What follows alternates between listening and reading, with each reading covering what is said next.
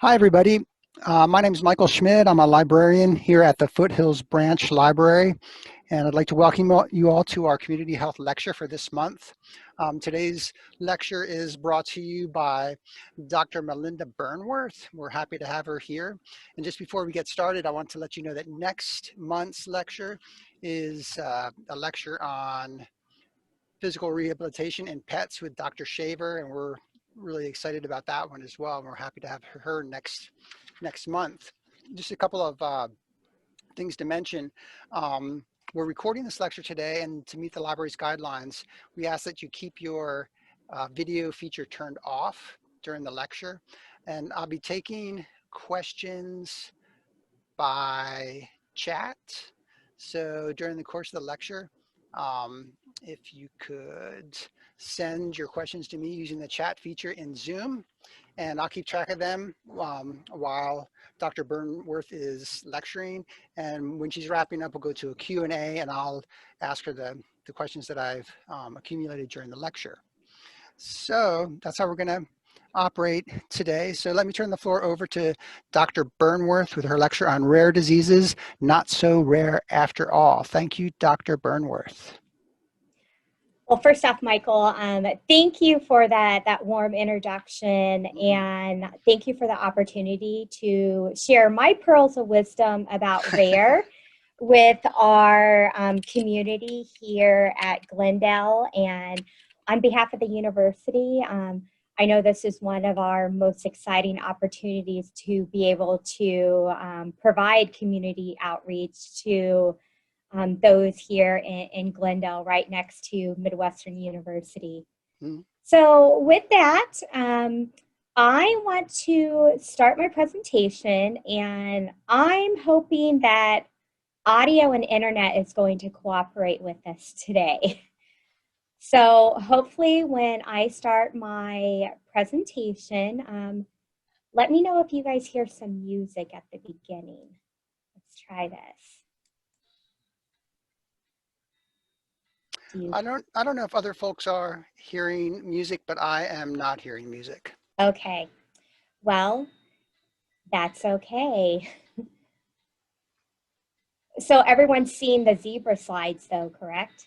I see the zebra side, yes. Okay. Well, it sounds like the audio may not be working, but that's okay. I love to talk.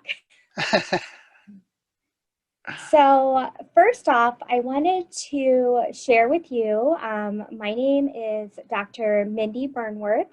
I am a pharmacist by training, and I share this field with 300,000 other pharmacists across the nation. So while I'm a pharmacist by training, one of my passions is teaching. So I am a full professor here at Midwestern University College of Pharmacy. I've been here for approximately 20 years, and I share the field of being a clinician educator, specifically a pharmacy educator, with approximately 7,000 other academicians. But what I'm really passionate about is rare disorders. So as a disclaimer, I do want to share that I am the Arizona State Ambassador to the Arizona Rare Action Network. This is a volunteer position, and there are 50 individuals sprinkled throughout the United States. We have individuals in almost all 50 states. And you might be wondering, well, what's my connection to the rare space? Well, my passion for rare diseases actually is embedded in one special individual, our little niece, who grew her wings to fly before our hearts were ready. So I dedicate this presentation today to our little niece, and my 7-year-old son, Ethan Page, is actually named in honor of her. So with that, a common adage that you may hear in the rare disease community is, alone we are rare, but together we are strong. And I truly believe this. I believe that as an interprofessional education campus, it is very important for our future healthcare practitioners to be knowledgeable about common disease states, but also rare disorders as well. And part of this interprofessional education is learning from our patients that have been living with a rare disorder and their caregivers and their family members. So when I talk about interprofessional education, you as the listeners and the community are a key part of this education. I always like to coach my students that the best teacher is actually our patients. So with that being said, I try to think about 4 key questions that I would want our community to understand about rare disorders. And those key questions will be covered in this particular learning module. So what is a rare disorder? What is an orphan drug, and how did we come up with this name, orphan drug? And then we'll wrap up with sharing some resources that oftentimes our healthcare practitioners, as well as our family members, can utilize to empower them about their understanding of rare disorders. And then we'll briefly talk a bit about how we can advocate for those living or touched by a rare disorder. So with that, we will go ahead and start our course for today.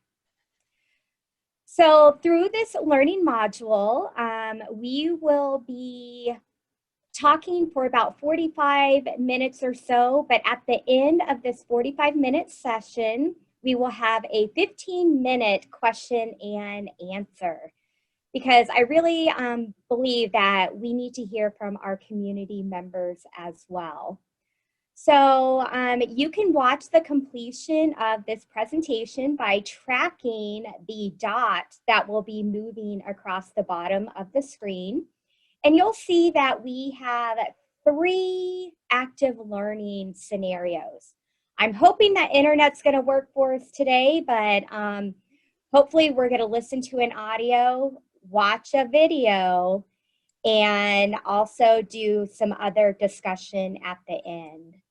So thinking about our introduction to the rare disease space, I can say safely that I feel like patients, caregivers, family, and even healthcare professionals, we face many challenges when it comes to making a diagnosis of a rare disorder and then how to move forward from that rare disorder. How can we best manage those that are living with this rare disorder? So this module should empower us with providing solutions to this particular challenge. So through working together in interprofessional education, we can come to these solutions. So our key objectives through our learning module today will be to define what is a rare disease and what is considered or classified an orphan drug, and then resources for rare and advocacy for rare.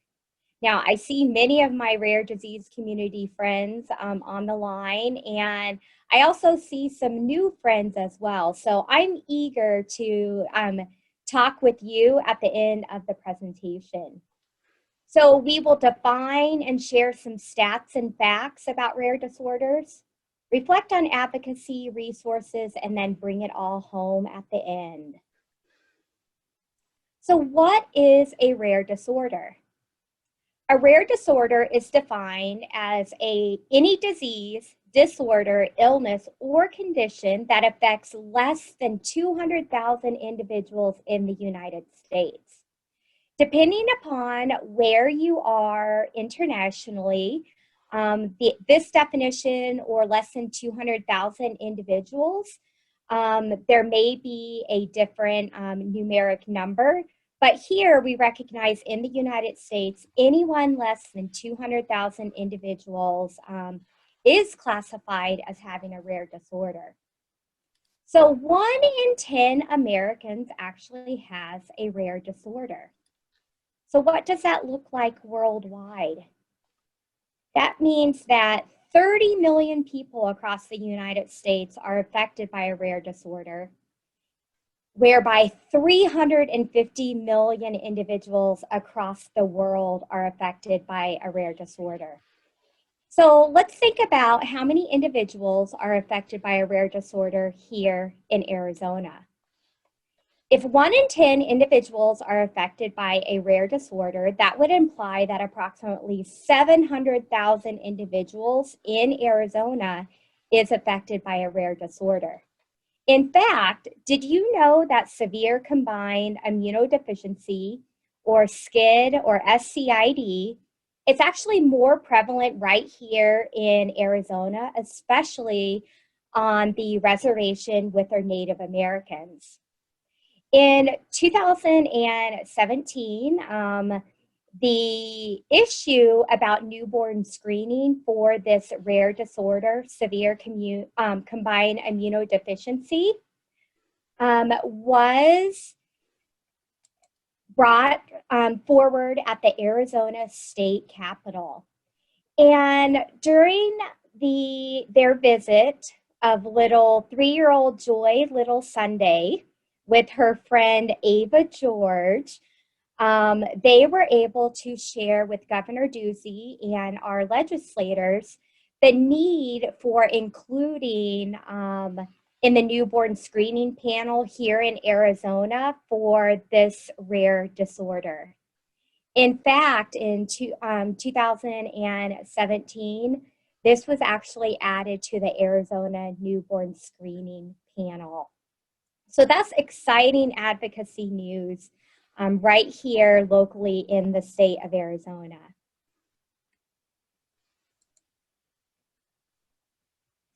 Unfortunately, more than 50% of those individuals with rare disorders are children.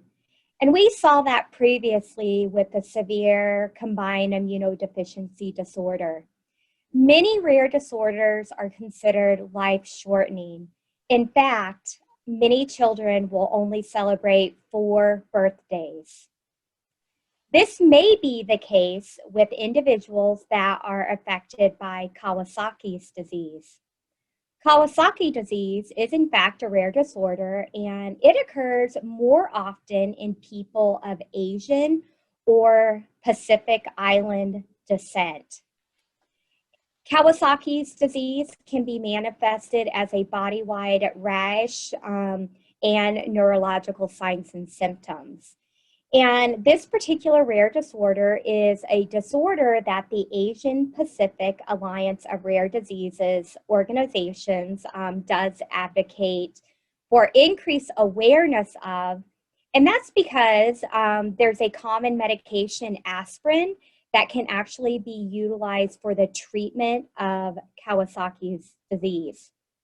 Now, this is not the case for all rare disorders. We will see that many rare disorders do not have a partner or parallel pharmacotherapy or medication treatment for the rare disorder.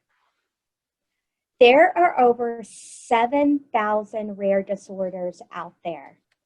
That's pretty impressive. So one of these 7,000 rare disorders is cardiac amyloidosis. And cardiac amyloidosis actually is a disease state that is more prevalent in our African American population.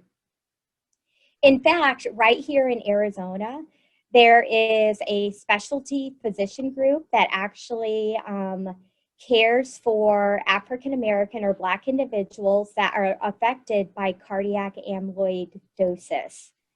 In fact, approximately 9 months ago, the state of Black Arizona, in partnership with the Arizona Medical Association and the Arizona Osteopathic Medical Association, held a community conversation to increase awareness about this particular rare disorder. So on average, when we think about a rare disorder, The diagnosis is oftentimes what we term a diagnostic odyssey.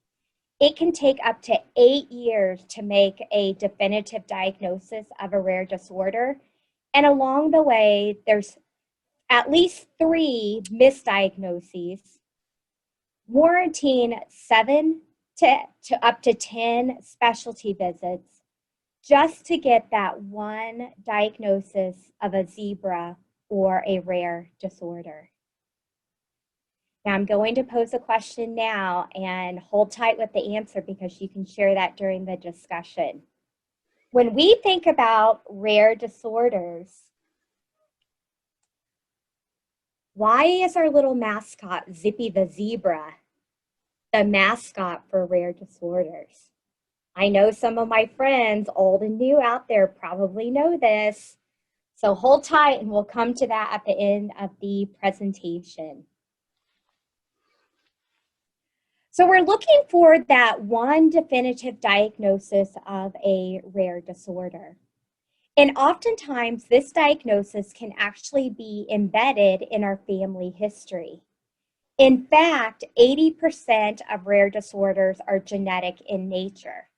So this is why it's very important that as we are advancing pharmacotherapy, medication, and making the diagnosis and managing our patients with rare disorders, that we want to make sure that we are catering or individualizing the management to the needs of the particular patient. Such was the case in a subpopulation in New Mexico. So it is known that in the 1580s, so long time ago, that there was a certain group of Hispanic New Mexicans that were known for being more affected by a rare brain disorder. This was known as cerebral cavernous malformation.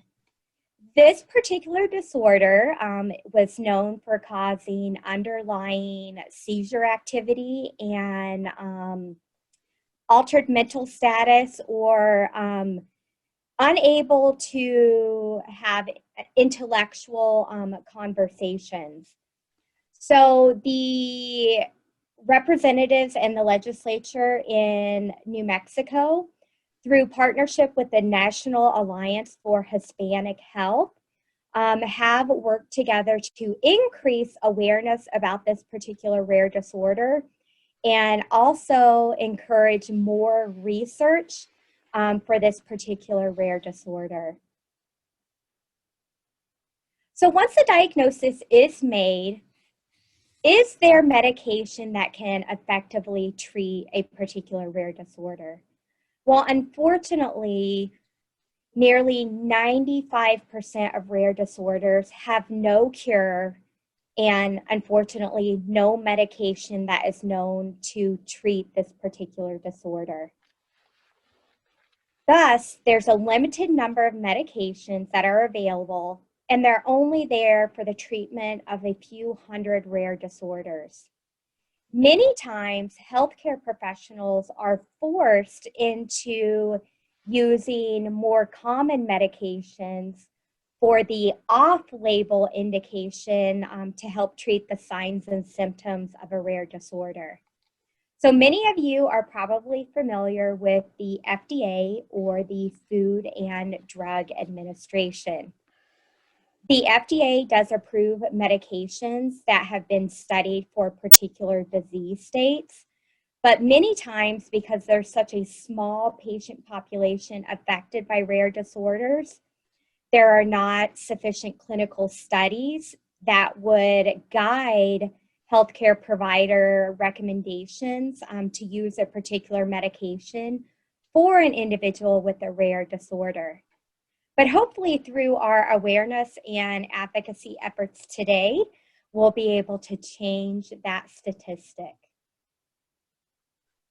So what is an orphan drug? So first off, it's important to understand where does orphan originate from, especially in the rare disease community. In the rare disease community, rare diseases are often known as orphan diseases. And that's because many individuals have felt orphaned or overlooked or left alone with their particular rare disorder. So an orphan drug means that this is a drug or a medication that is intended to treat a rare disease or a rare condition. And that rare disease or condition is actually defined in a Rare Disease Act or the Orphan-Drug Act. So we're going to talk about the Orphan-Drug Act and its origination moving forward in the learning module today. So the benefits of having orphan drug status for a medication is that drug manufacturers may actually receive an incentive or a tax credit for conducting clinical trials for this new medication. There is an application that drug manufacturers typically have to go through, but if the drug is classified as an orphan drug, the manufacturer does not have to pay the $2.4 million associated with it. Orphan drug classification does provide a 7-year market exclusivity. And ultimately, having orphan drug designation may promote further research or grant funding for studies for other medications with a particular rare disorder. So all of these benefits would provide support and improved quality of life for individuals living with a rare disorder. And hopefully through expanded research, we'll be able to find cures for many rare disorders. So I don't want to date anybody here, but I wanted to share with you the first time that rare disorders were actually spotlighted in social media or on television. How many of you remember Quincy Adams' Medical Examiner?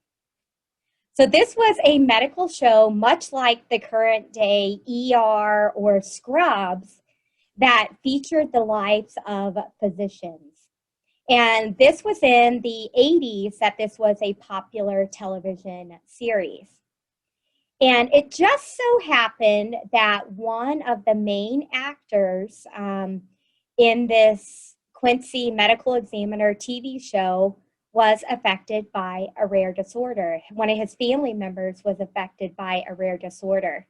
So in one of the television episodes, they played a scenario of a gentleman that was affected by Tourette's syndrome.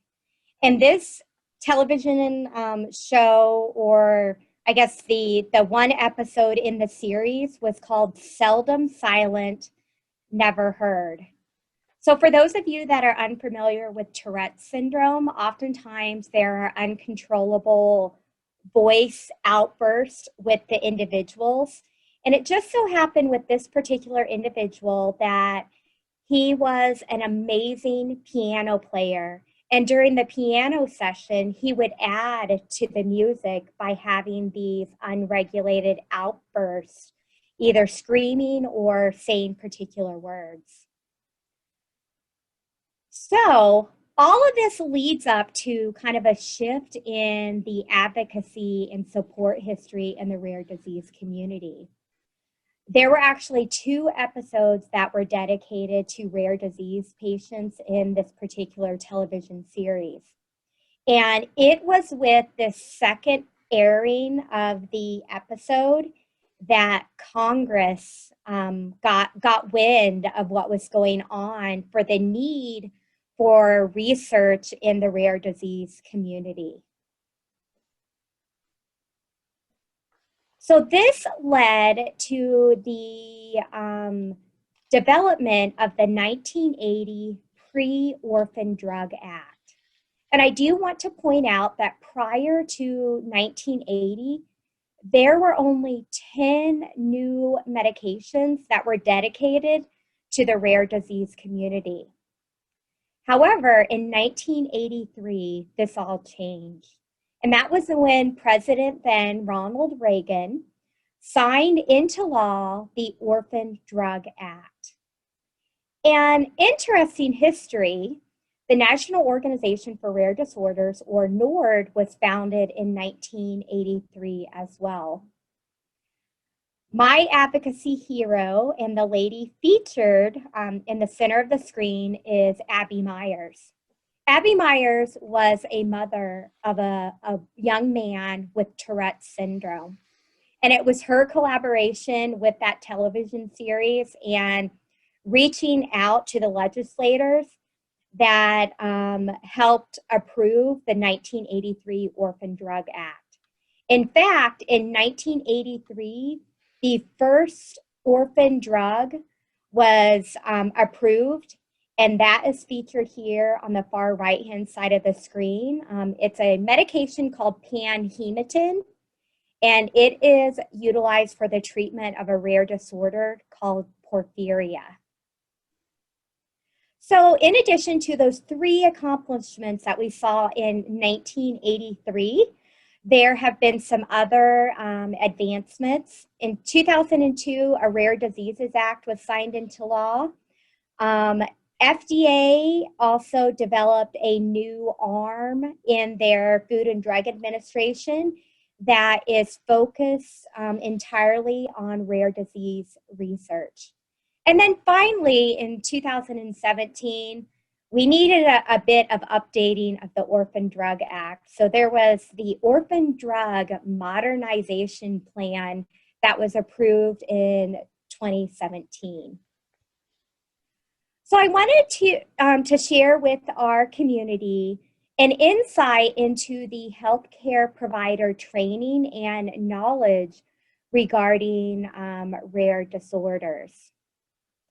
So we have a saying in the rare disease community and also in the medical community that when you hear hoofbeats, you should think of horses, not zebras. So a physician in the 1940s said that in medical training, we need to be focusing and educating our future physicians on the common disorders and the common medications out there. Not so much focusing on precision medicine and potentially those rare disorders. So from the 1980s to the early 1990s, this really was the focus in the medical community. Educating on common disorders and common medications. It wasn't until the 1980s that a book called The Zebra Cards kind of opened our eyes in the medical community that now that we have learned about the common diseases and common medications, maybe we should be diving into precision medicine and the rare disease community.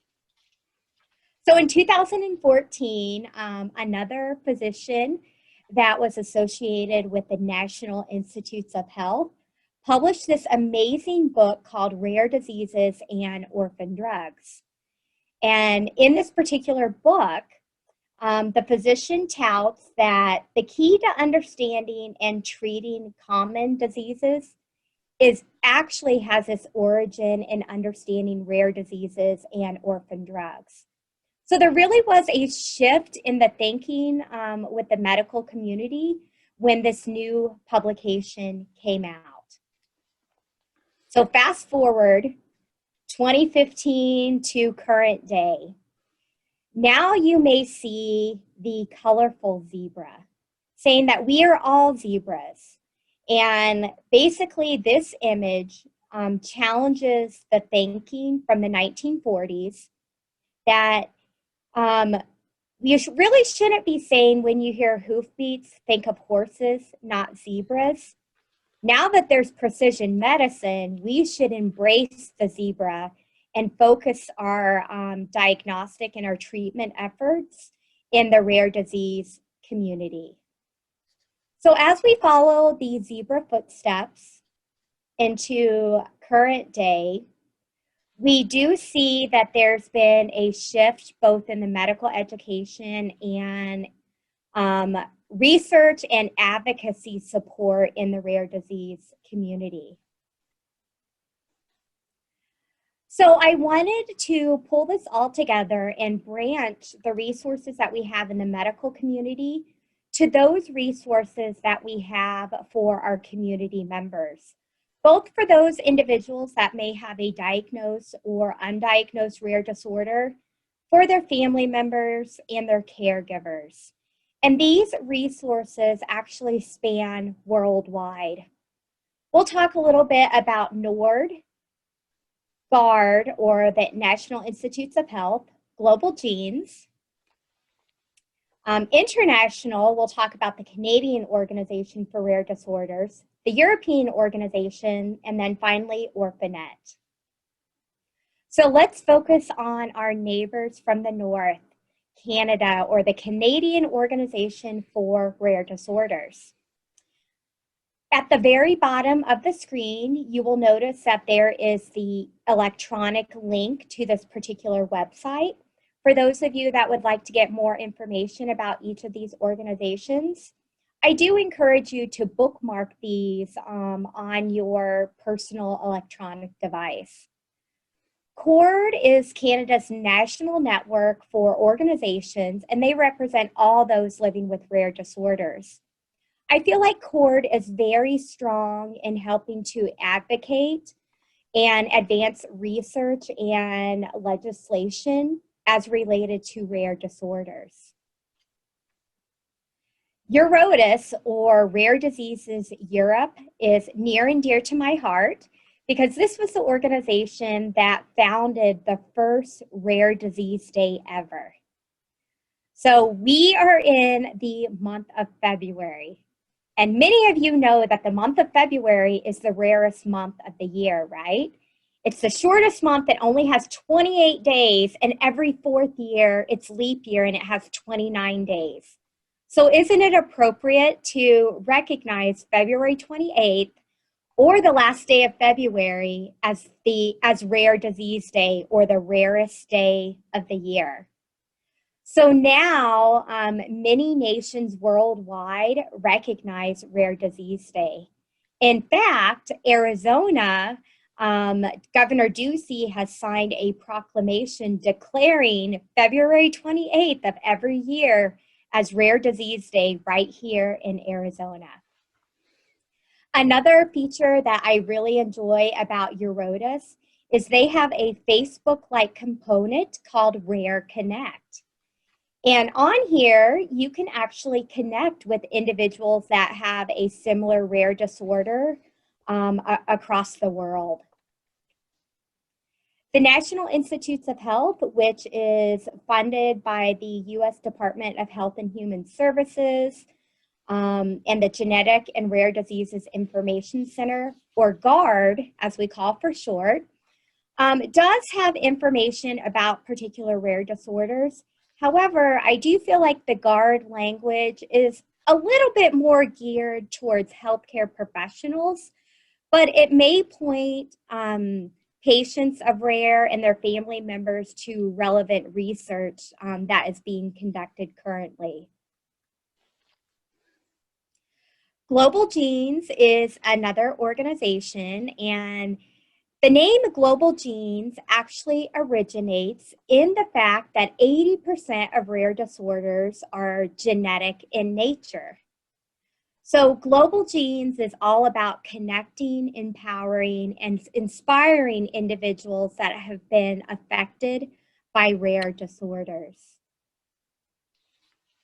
And my personal favorite is the National Organization for Rare Disorders, or NORD.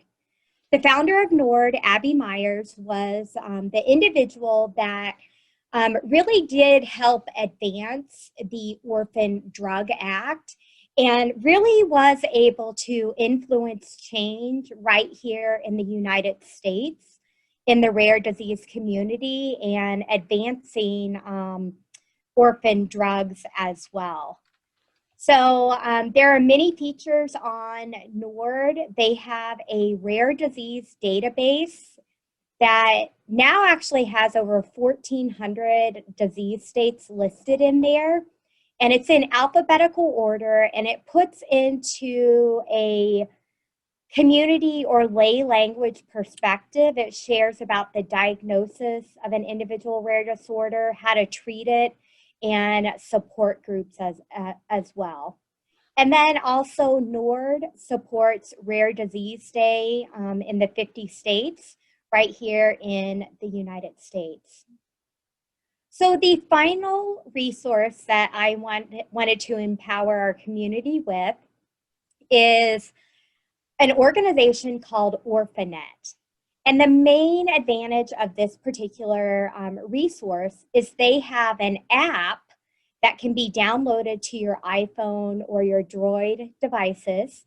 It's called Orphan-Net. It's a free app, and it does help link individuals with rare disorders up with particular healthcare providers that may focus or have special interests in the area of rare diseases. So as we have partnered with the Glendale Library, I also thought it was important to share some more children-friendly resources when it comes to rare disorders. You might recall that over 50% of those individuals affected by rare disorders are actually our pediatric patients. So I have started to collect some of my personal favorite books that are more kid-friendly. One of them is a little golden book called How the Zebra Got Its Stripes. The other one I like is Rare is Everywhere. And you'll notice with this particular book, it's very, very colorful. So kids love to look at it. And did you know that there's actually a black penguin? So it goes through a whole bunch of different animals, and it shares the hybrid or the rare kind of perspective for those particular animals. Oh, look at the pretty pink grasshopper. So instead of having that common green grasshopper, you have the rare, beautiful pink grasshopper. And then there's another book called An Ordinary Day, and I'll Have Mine Rare. I'll Have Mine Rare actually tells the story of an individual that has been diagnosed with a rare disorder and the challenges that they felt and they had living with that rare disorder and going back to school and sharing with their friends about this particular rare disorder. So with that, I'd like to summarize the information that we have shared today. Number one, we defined what is a rare disorder. Any individual that has a disease, disorder, or condition affecting less than 200,000 people is classified as having a rare disorder. As related to advocacy, recall that we now have the Orphan-Drug Modernization Act that really does promote research in the rare disease community. And as far as resources, we have resources that are better adapted to healthcare professionals, but then also those community members and even children. So I will leave you and conclude my remarks with a quote from a rare disease patient. It can feel pretty lonely to have a rare disease, but it does not have to be. So with that, I want to allow each of you an opportunity to ask questions or reflect about rare disorders. So I will ask Michael to fill the chat box, and we will open up for community discussion. Okay, very good. Thank you so much for that presentation. Wow, so much information. And I was ignorant of just about all of it, I'm sorry to say, but thanks for bringing me up to date. So far, I don't see any questions yet in the chat box, so we'll give it a couple minutes. Let me ask you this, though. Did you ever get to meet your hero, Abby Myers? Oh my goodness. When I was interviewing to be matched up to be the volunteer Arizona ambassador, I did share that my goal in life and in the pharmacy world was to be able to meet Abby Myers. Mm-hmm.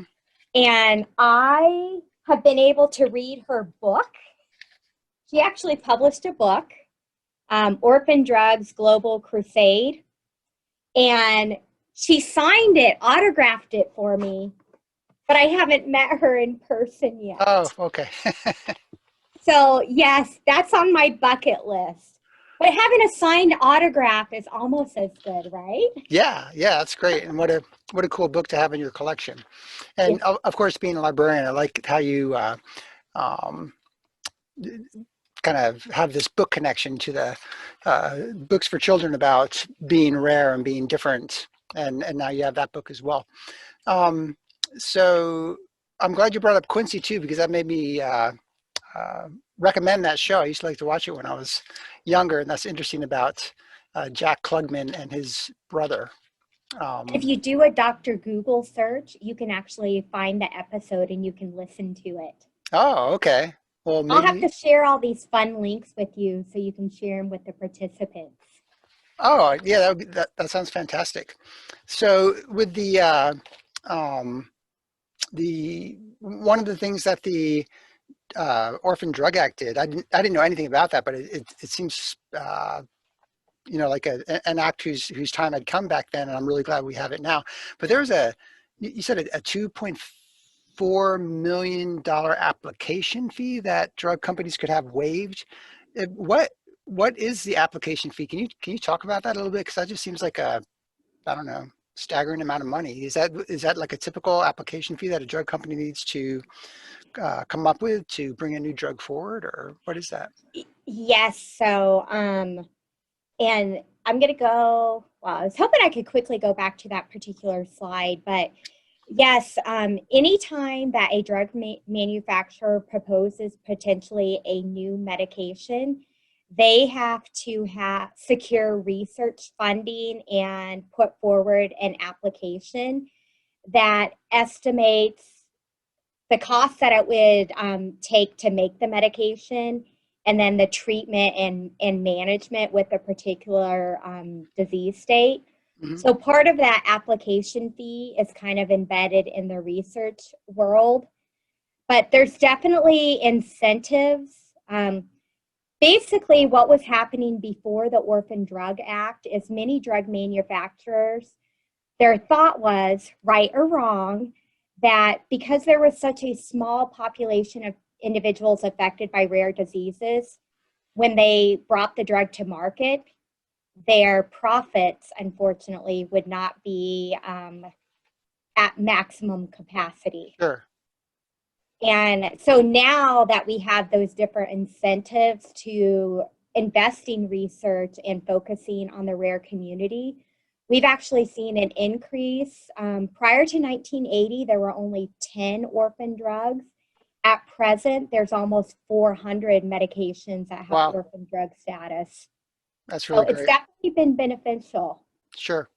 Another thing I liked about your presentation was the kind of focus on the state of Arizona, and that we have our own day to celebrate rare diseases and call attention to rare diseases. And somebody else kind of brought up this Arizona angle in a question that just came through. And the question is this: I had heard before that valley fever, and I'm not going to try to say the scientific name for valley fever because I would just mangle that. But I had heard before that valley fever was considered an orphan disease, and I'm not sure if this is still true. As this is a particular interest in Arizona, can you speak about this a bit? And do you know of any new research or treatments? Excellent. Well, that definitely is a question that is relevant to Arizona. Valley fever, or I'll use the shortened medical name, COXY, or Coccidioides mycosis, that's a mouthful. Valley fever actually originated in the San Joaquin Valley in California, but the climate in California and Arizona is very similar. So valley fever is also known right here in Phoenix. I would have to go to the NORD database and see if valley fever is indeed classified as a rare disorder. I can say that I'm a hospital pharmacist by training, and I actually still practice in the hospital. Valley fever is a common infectious disease that we actually treat here in Arizona.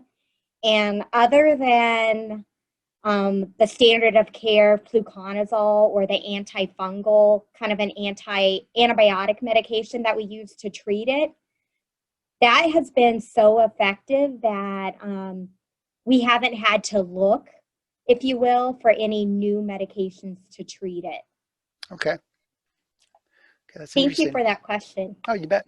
You know, and I think you touch on this a little bit in your answer to this to the prior question, but somebody wanted to know if you have treated patients with rare diseases in your own practice. I have. So thank you for asking that question. One of my passions is increasing awareness and education about rare disorders. So I actually developed an elective course here at Midwestern University. And the rare diseases that I have incorporated in that particular elective course have been those rare diseases that I have encountered in my hospital clinical practice.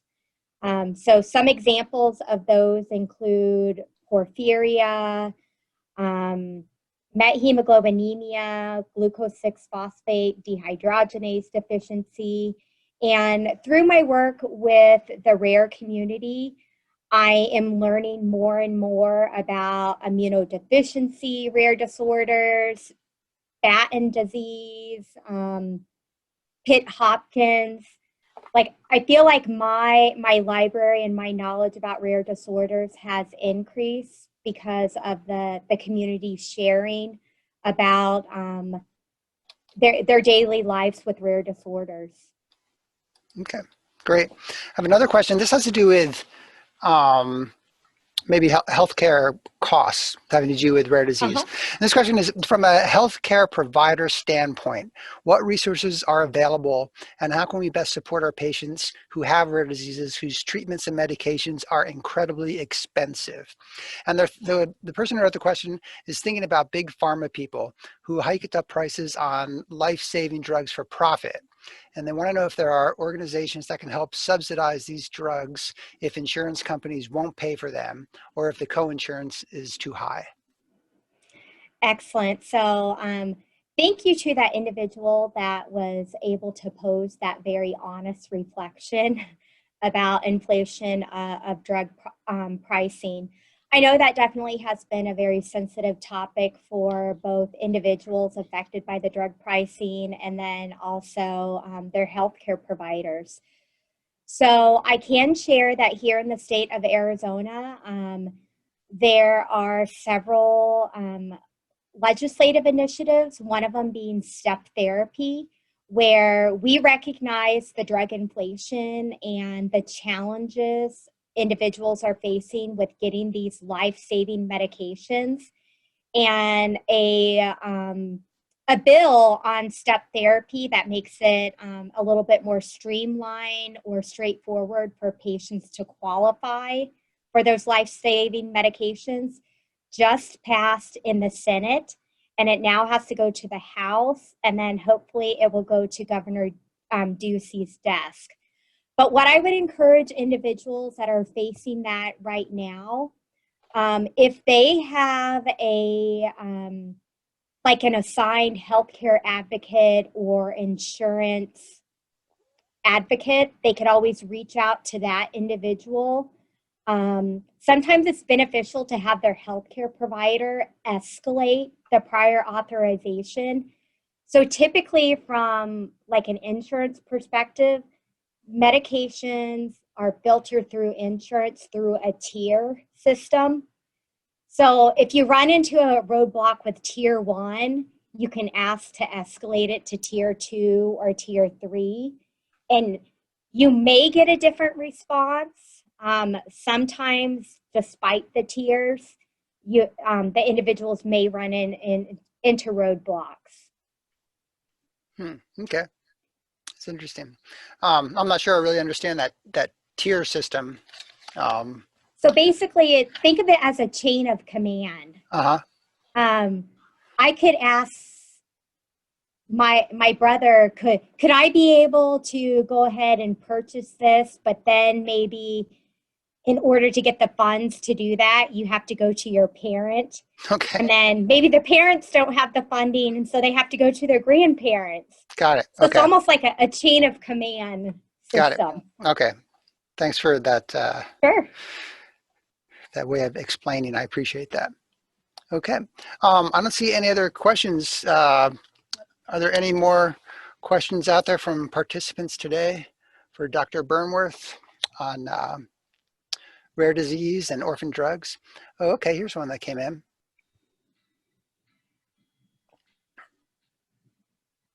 I don't know if the question is how former President Ronald Reagan passed the Orphan-Drug Act of 1983. I don't know if they just wanted you to, if this participant just wants you to talk a little bit more about that or not, but maybe you can speak on just how former President Reagan was able to pass that Orphan-Drug Act in 1983. Well, I will say it was not an easy act to pass. Mm-hmm. There were many individuals in the Senate and the House that were opposed to the Orphan-Drug Act. And I would like to share a link that maybe you could send out to the participants that actually shares the behind the scenes of what happened with the passage of the Orphan-Drug Act. But it almost didn't pass because when Abby Myers went to testify in front of Congress, because she was only one individual or one mother, there wasn't a lot of community support. And it wasn't until Quincy Adams, medical examiner, got the movie, all the famous people involved with it, that Congress actually listened. So it definitely a very rich history behind the passage of the Orphan-Drug Act. Mm-hmm.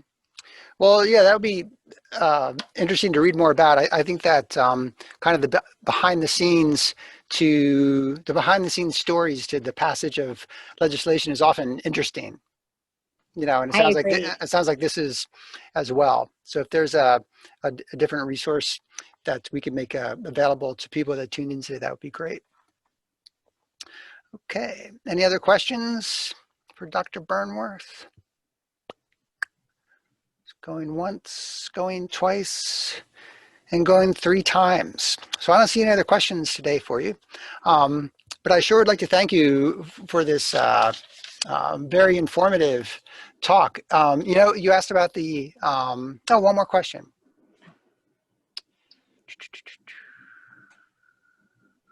And they want to know how autistic people get a diagnosis for autism, I guess. Yeah. Well, How autistic people get a diagnosis with this disorder is the question. so while I do not have firsthand experience with the diagnosis, I would assume that it would have to be made by a specialty medical provider, and they would use diagnostic criteria that is described in a mental health module. In the medical literature, we have what we call the DSM criteria. It's the Diagnostic to Statistical Manual. Okay. But those healthcare providers that specialize in the area of autism, I think would be more familiar with how to do the diagnosis. Okay. Very good. Thanks for that answer. Okay. Any other questions? Just give a couple more seconds here. And it looks like that's about it. So yeah, thank you so much, Dr. Burnworth, for sharing all this great information with the community. We really appreciate you sharing your expertise. And Hey, and can I leave everyone with one final thought? yeah. I asked the question, why the zebra? Why is that the icon for the rare disease community? Does somebody want to type in the chat feature, why the zebra? And I'll get Zippy. Zippy is actually the mascot for NORD, the National Organization for Rare Disorders. And hopefully in the chat feature, you'll notice that no two stripes on the zebra are alike. Every zebra has a unique stripe pattern. Okay. And that's very similar to in the rare disease community, that oftentimes rare diseases, they can be ultra rare, ultra rare, or 1 in a million. Wow. Well, what an appropriate mascot then for rare disease. And somebody did chime in, the zebra is the icon because when doctors hear hoofbeats, they think horses, but they should think zebras. Zebras. Very good. Well, that sounds like an appropriate way to bring this to a close.